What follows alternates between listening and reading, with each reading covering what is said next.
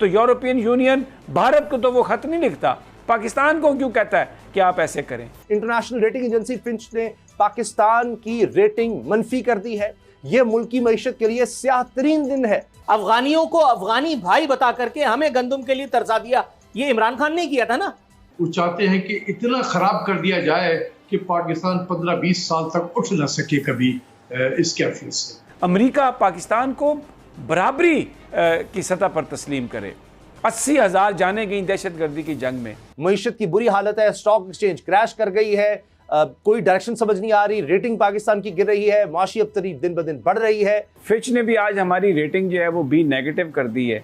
कोई पैसे देने के लिए तैयार नहीं है और ये तो इतना ज़्यादा गैप हो गया है कि जो चौथे नंबर पर था पाकिस्तान डिफ़ॉल्ट करने वाले ममालिक की जो ब्लूमबर्ग की लिस्ट है, ये तो बड़ी तेज़ी से हम उस तरफ जा रहे हैं। अब अगर मुल्क को बचाना है, मुल्क की मईशत को बचाना है, मुल्क संगीन खतरे में है, मुल्क की मईशत तबाही की तरफ जा रही है और कोई वक्त जाता है कि आपका पता चलेगा कि आप आर्मी मार्केट में दिवालिया करा दिए जा चुके हैं जी। आपको कोई पेट्रोल और डीजल और मट्टी का तेल देने के लिए कोई तैयार नहीं होगा। खुदा ना करे कि ये वक्त है कि आप श्रीलंका की तरफ की जैसी सूरत हाल का शिकार हो, और होने जा रहे हैं। अभी नूरुल आरफीन, जो अभी सबसे बड़ी खबर है वो ये है कि डॉलर रिकॉर्ड पे रिकॉर्ड बना रहा है। पाकिस्तान की तारीख में शायद ऐसा नहीं हुआ होगा कि 2 दिन में 10 रुपए तकरीबन डॉलर की कदर बढ़ गई। 225 रुपए पे भी ओपन मार्केट में नहीं, ये 225-226 पर जा चुका है। कि वक्त कम और मुकाबला सख्त है।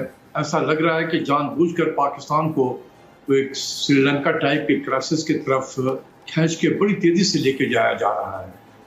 और आप देखें कि जो फिच ने आज हमारी आउटलुक को रेटिंग तो नहीं है, रेटिंग तो वही B- है, लेकिन हमारा जो आउटलुक है जो स्टेबल था उसको उन्होंने नेगेटिव कर दिया है। बिल्कुल इसी तरीके से जैसे इससे पहले स्टैंडर्ड एंड पुअर ने किया हुआ था या मूडीज ने किया था कि जो आउटलुक था उसको नेगेटिव किया था।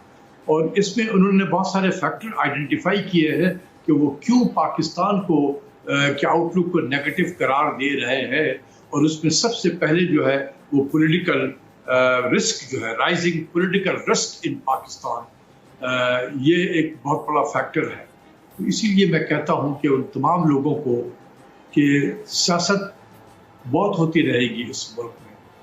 अगर ये मुल्क कायम है तो सियासतदान भी कायम रहेंगे, सियासत भी होगी, पार्लियामेंट भी होगी, अदालतें भी होगी, फौज भी होगी, इलेक्शन कमीशन भी होगा। शर्त यह है कि मुल्क रहे। अगर हम ये समझते हैं कि मुल्क तो रहेगा इस तरीके से, मुल्क शायद रह जाए। श्रीलंका भी तो जिंदा है, श्रीलंका पे किसी ने आके बाहर से कब्जा तो नहीं कर लिया, श्रीलंका मौजूद है। लेकिन आप देखें हमारी क्रिकेट टीम जो वहाँ मैच खेल रही है, आप खुद देखें, जो दिखाते हैं सड़कें आसपास हू का आलम है, एक सड़क पे गाड़ी नहीं है वहाँ पर। तो क्या हम पाकिस्तान, तो श्रीलंका तो छोटा सा मुल्क है, पाकिस्तान 225 मिलियन का ये एक न्यूक्लियर पावर मुल्क है। हम क्या करना चाहते हैं मुल्क की मईशत को बिल्कुल श्रीलंका टाइप की तरफ लेके जाना चाह रहे हैं कि हमारे जेब में पैसे ना हो कि हम पेट्रोल तक इम्पोर्ट न कर सकें, खाने पीने की अशिया तो दूर की बात है। अभी तो तबाही आपकी गंदम और फर्टिलाइजर पे हो, अब जो मचेगी आज से 3-4 महीने के बाद वो देखिएगा इस मुल्क में क़यामत बरपा होगा। मैं बहुत हैरत अंगेज़ मेरे पास जो आदाद शुमार हैं कि हमारा सबसे बड़ा ट्रेड पार्टनर एक्सपोर्ट्स के लिए अमेरिका है। और अमेरिका हमसे, मैंने जैसे कल बताया था कि 6 अरब 10 करोड़ डॉलर की अशिया हमसे मंगवाता है, लेकिन हमें इसके आधे की चीज़ें जो हैं वो वापस वो अमेरिकी खसारा होता है, अमेरिका खसारा उठाता है, हमें तिजारत में फ़ायदा देता है। इसलिए कि अमेरिका जो है हमसे वो 3 अरब 83 करोड़ डॉलर की अशिया हमसे मंगवाता है और हमसे मंगवाता है 6 अरब 10 करोड़ डॉलर की, और हमें भेजता है 3 अरब 83 करोड़ डॉलर की अशिया जो है। इंपोर्ट जो है हमारी अमेरिका से वो सिर्फ 3 अरब 83 करोड़ के हैं। अब हम अपने जो टॉप में हैं, हमारे जो सबसे ज़्यादा इंपोर्ट्स हम करते हैं वो एक ऐसे मुल्क से करते हैं जो हमारा बहुत अजीज़ है, और हमारी दोस्ती जो है वो हिमालय से बुलंद है और बहरा हिंद से और ज़्यादा गहरी है, बल्कि बहरो कानूस और बहर काहिल से भी ज़्यादा गहरी है। और हमारी दोस्ती है जिसके साथ चीन है। चीन हमें 20 अरब 64 करोड़ डॉलर की अशिया भेजता है, जबकि हमसे वो 3 अरब डॉलर की अशिया मंगवाता है। और हमारा 7 गुना डेफिसिट जो है वो यहीं से है, बल्कि हमारा पूरा ट्रेड डेफिसिट जो है और चीन से ज़ाहिर है हमने चीन से चीज़ें मंगवानी हैं और मंगवाते हैं हम, और इतनी ज़्यादा मंगवाते हैं। मैं इसके भी आदाद व शुमार बाद में पेश करूँगा, लेकिन ये कि पाकिस्तान का जो सबसे बड़ा पार्टनर है, पाकिस्तान जो इंपोर्ट करता है वो चीन है, 20 अरब 64 करोड़ डॉलर।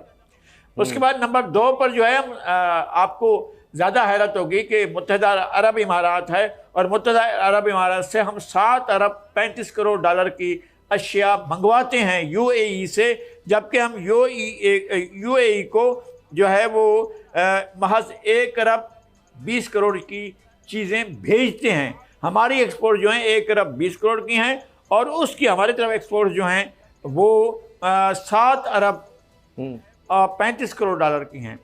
अब हम आते हैं हमारा एक ऐसा पार्टनर जो हमसे तीसरे नंबर पर जो है वो हमसे चीज़ें 20 करोड़ के भी नहीं मंगवाता, लेकिन हम उससे 4 अरब 19 करोड़ डॉलर की चीज़ें मंगवाते हैं, वो इंडोनेशिया है।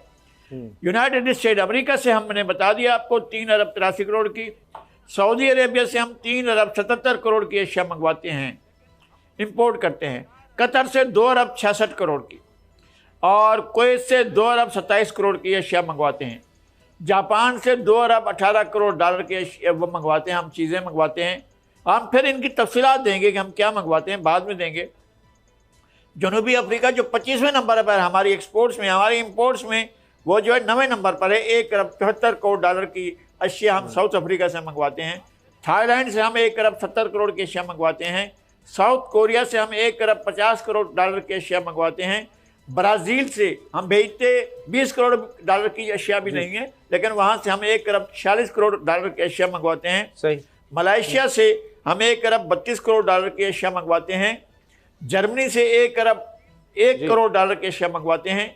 सिंगापुर से हम 86 करोड़ 65 लाख 30 हज़ार डॉलर की अशिया मंगवाते हैं। जी जी। और बरतानिया से, जी जी, बरतानिया हमारा बड़ा पार्टनर है, सही। और यूनाइटेड किंगडम को हमसे तीसरा बड़ा पार्टनर है, हमसे 2 अरब 10 करोड़ डॉलर की अशिया मंगवाता है, जबकि हमारी तरफ से हमारे पास जो बरतानिया भेजता है जो उसकी जो है वो 76 करोड़ 42 लाख 40 हज़ार डॉलर की अशिया हमें भेजता है। अब यही यूक्रेन जो है हमें, जी जी लगायर साहब, यही अगर हम इसको बस ये रिवर्स कर दें, खत्म कर रहा हूँ। जी जी जी, मैं ये कह रहा हूँ कि Ukraine 73 crore 95 lakh dollar, Australia 66 crore 90 lakh dollar, और ईरान से हम 65 करोड़ 94 लाख 70 हज़ार डॉलर की अशिया मंगवाते हैं, और ईरान की तरफ हम 20 करोड़ डॉलर की अशिया भी नहीं मंगवाते हैं। हम इस पर अलग से ये बातचीत का सिलसिला जारी रखें।